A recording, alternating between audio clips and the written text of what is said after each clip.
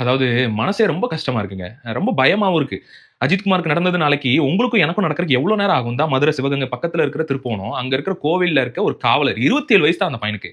ஒரு ஒரு விசாரணை கைதியா கூட்டிட்டு போயிட்டு விசாரிக்கிறேங்கிற பேர்ல காட்டுமிராண்டித்தனமா 5 பேர் சேர்ந்து பிவிசி பைப்பால அடிச்சு, வாயில மொளகா பொடிய போட்டு, உள்காயம், வெளிக்காயம்னு பல மணி நேரம் அடிச்சு அந்த பையன் இறந்தே போயிட்டான். அதுக்கப்புறமும் ஹார்ட் அட்டாக்ல தான் இறந்தாங்கிற மாரி ஒண்ணு சொல்லி, பெத்தவங்கள அந்த உடம்ப கூட பார்க்க விட மாட்டேங்கிறாங்கன்னா, இது என்ன மாரி அதிகாரம்? காசு இருக்கிறவன், செல்வாக்கு இருக்கிறவன், அதிகாரம் இருக்கிறவன் என்ன வேணாலும் இந்த நாட்டுல பண்ணலாம். ஆனா ஒரு ஏழை மக்கள் கேள்வி கேட்க நாதி இல்லன்னா, அவன என்ன வேணாலும் பண்ணி கொலை பண்ணா கூட வந்து இங்க எதுவுமே நடக்காதுன்னா என்ன அர்த்தம்? நீங்க இன்னைக்கு கேள்வி கேட்கல. நீங்க இதுக்கு குரல் கொடுக்கலன்னா, நாளைக்கு உனக்கு நடக்கும்போது ஒரு பய குரல் கொடுக்க மாட்டான்.